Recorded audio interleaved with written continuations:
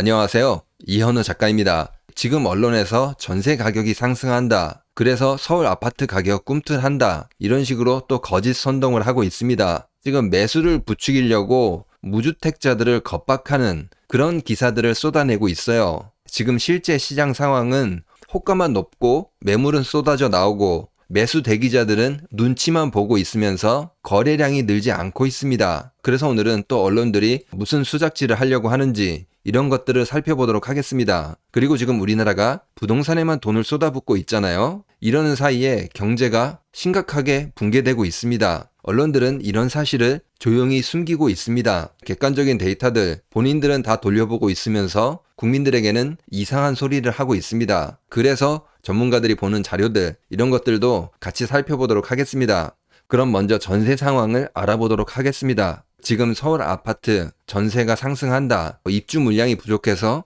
전세 가격이 상승한다. 이렇게 이야기를 하고 있거든요. 입주 물량이 2024년에 10,000건 정도밖에 안 된다. 이렇게 이야기를 하면서 선동을 하고 있어요. 지금 보시는 자료는 서울시에서 발표한 자료로 2024년에 입주 물량이 38,000입니다. 2025년에는 입주 물량이 48,000입니다. 서울 같은 경우에는 1년에 3만 가구 정도가 입주 물량이 있으면은 수요가 해결이 된다고 합니다. 수요를 충분히 감당할 수 있는 입주 물량이 2024년, 2025년 모두 다 있습니다. 그러니까 언론에서 이렇게 선동하는 거는 거짓말이다. 이걸 알 수 있는 거죠. 그러면 이제 언론들이 왜 이렇게 전세 가격을 올리려고 난리를 치고 있냐? 이거를 생각해 봤을 때 보시면은 지금 미리 전세 가격을 올려놔야지 하반기에 전세 가격 하락이라고 할까요? 이거를 방어할 수 있고 매매 가격도 방어할 수 있다. 이렇게 생각하고 있는 것 같아요. 왜냐면은 2024년 11월에 12,000가구 정도 둔촌주공이 입주를 합니다. 그러니까 한 번에 12,000가구가 그것도 한 지역에서 쏟아진다는 거예요. 이때 잘못하면은 시장 전체가 출렁일 수가 있거든요.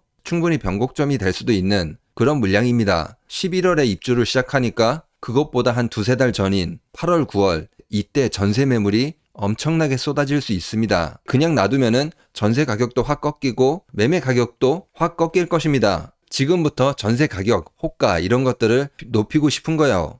그리고 지금 전세 물량이 늘어날 조짐을 보이고 있습니다. 국회에서 실거주 의무 유예기간 3년 확정 이렇게 이야기 나왔잖아요. 지금 이것 때문에 전세 물량이 많이 늘어날 수 있습니다. 원래는 분양가 상한제를 적용받는 주택을 샀으면은 그 주택에 들어가서 살아야 돼요. 전세를 줄 수가 없습니다. 투기 목적이 아니고 실거주 목적이라고 생각하기 때문에 반드시 들어가서 살아야 한다. 이런 법안이 있었어요. 그런데 이거를 한 3년 안 하겠다. 이제 이렇게 한 거죠. 그러니까 원래는 들어가서 살아야 되는데 이제 전세를 줄 수 있게 된 겁니다. 이 물량이 전국적으로 5만 가구가 됩니다. 여기 있는 것도 전세로 나오게 되면은 전세 가격이 폭락할 것입니다. 그러니까 지금 언론에서 이 전세 가격 무너질까봐 무서워서 이렇게 선동을 하고 있는 것입니다. 그리고 지금 분양이 굉장히 많이 늘어나고 있거든요. 올해 건설사들의 분양이 80% 정도 늘어났습니다. 그런데 이제 작년이 워낙 많이 줄어서 2024년이 그렇게 많지는 않아요. 그래도 시장에 지금 분양 물량이 작년보다는 많이 있습니다. 지금 이미 3월 둘째 주에 11,000가구가 분양을 시작했어요. 2024년 중에는 최대로 많이 나왔습니다. 건설사들도 이 분양 물량 빨리 털어내야 되잖아요. 그러니까 뭐 하라는 거예요? 야, 전세 가격 상승하니까 분양 받으라. 그 말입니다. 사실 언론들의 꿍꿍이가 별거 없어요. 지금 작년에 분양을 너무 많이 못해서 건설사들 거의 죽어나고 있잖아요. 그런데 2024년에도 똑같이 흘러갈까봐 많이 무서운 겁니다. 그러니까 전세 가격 오른다고 이렇게 선동을 하고 있는데 사실 사람들이 그렇게 강하진 않을 거라고 봐요. 워낙 지금 매물이 많이 쌓여 있고 경매도 이렇게 계속 폭증을 하고 있고 분양가도 높은데 만일 대출받게 되면은 이자도 감당하기가 힘들어요. 그러니까 사람들이 쉽게 안 당한다 그 말이에요. 그러면 이제 언론에서 이야기하지 않는 우리나라 경제 상황 이거를 조금 살펴보도록 하겠습니다. 지금 우리나라 상황 그리고 전 세계 상황이 1994년에서 1998년 사이 이때와 매우 유사하게 흐르고 있다. 지금 이런 분석이 나왔습니다. 나이스 신용평가사에서 보고서를 읽고 내용을 가지고 왔는데 저도 거의 비슷하게 생각하고 있어서 여러분들께 소개해드리도록 하겠습니다. 보시면은 94년에서 한 98년 이때 사이에 미국도 금리가 높게 유지가 됐거든요. 이때 당시에도 물가 상승률도 높았지만 나스닥 같은 경우에도 많이 상승을 했습니다. 오른쪽 그래프가 나스닥 그래프입니다. 많이 상승을 했어요. 지금이랑 거의 상황이 유사하죠. 지금도 미국이 금리가 높은데 주가는 계속 상승을 하고 있어요. 이때 당시 보면은 왼쪽 그래프를 보시면은 파란색으로 되어 있는 게 물가 상승률입니다. 3%대 중반 후반 이렇게 유지가 됐습니다. 물가도 높았고 주가도 높았고 정책 금리도 높았고 그런 상황이었어요. 지금 상황과 유사합니다. 이때 당시에 연준에서 물가를 잡기 위해서 금리를 내리지 않은 것도 있지만 주식시장도 약간 과열 양상을 보이니까 금리를 잘 내리지 않았어요. 그러니까 지금도 비슷하게 흐르고 있다 그 말이에요. 그리고 더 중요한 거는 그때 당시에 우리나라 기업 부채가 굉장히 높았어요. 113.6%. 그러니까 미국이 장기간 고금리를 유지하는 동안에 부채 비율이 높은 기업들이 어떻게 된 거예요? 무너진 것입니다. 물론 그 전에 구조조정을 했었어야 되는데 하지 못해서 나중에 더 고통스럽게 구조조정 당한 것도 맞아요.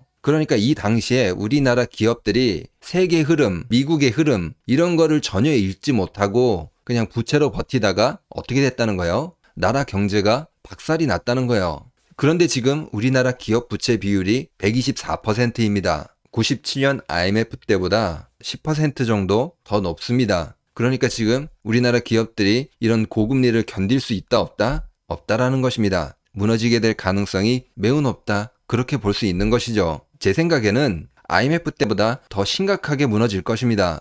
일단 부채 비율이 10%가 높습니다. 그리고 가계 부채 비율도 높습니다. IMF 때는 가계 부채 비율은 오히려 낮았어요. 그런데 지금은 가계도 부채 비율이 100%가 넘어요. 가계나 기업이 이 고금리를 견디지 못하고 결국 구조조정 당할 수밖에 없다. 그 말입니다. 97년대처럼 가계에서 기업을 도와줄 수 있는 상황도 아닙니다. 물론 도와주지도 않을 겁니다. 뒤통수를 제대로 한번 맞았기 때문에 지금 사람들은 기업들이 도와달라고 해도 절대로 도와주지 않을 거라고 전 생각해요. 지금 위기가 97년보다 충격이 더 클 가능성이 높고 회복도 느릴 수도 있다. 이제 그렇게 보는 것이죠.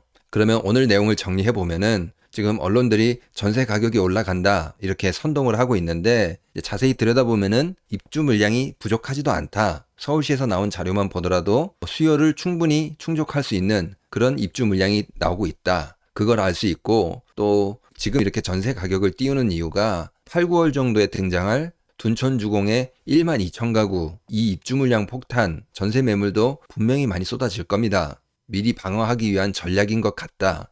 그리고 전세 가격 불안하니까 분양을 받아라. 그렇게 볼 수 있는 것이죠. 지금 우리나라 경제 상황 94년과 98년 이때 상황과 세계적인 흐름 그리고 지금 우리나라 경제 흐름 매우 유사하게 흐르고 있다. 미국은 이때 당시 금리가 높았고 물가도 높았고 주가도 상승했고 그래서 물가를 안정시키고 주식시장 과열을 방지하기 위해서 금리 내리는 거를 조금밖에 내리지 않았다. 계속 긴축 기조를 유지했다. 그 사이에 우리나라 기업들 스스로 구조조정하지 못하고 이 높은 부채 비율 때문에 결국에는 나라 경제와 함께 무너졌다. 하지만 지금 그 IMF 때보다 기업 부채 비율이 10% 더 높은 124%, 가계 부채 역시 100%가 넘는다. 그래서 이번에는 기업과 가계가 같이 무너지게 될 수 있다. 97년 이 위기 때보다 충격이 훨씬 더 크고 회복이 더 더딜 수 있다. 이거를 알아보았습니다. 그럼 오늘 영상은 여기서 마치도록 하겠습니다. 구독과 좋아요, 알람 설정,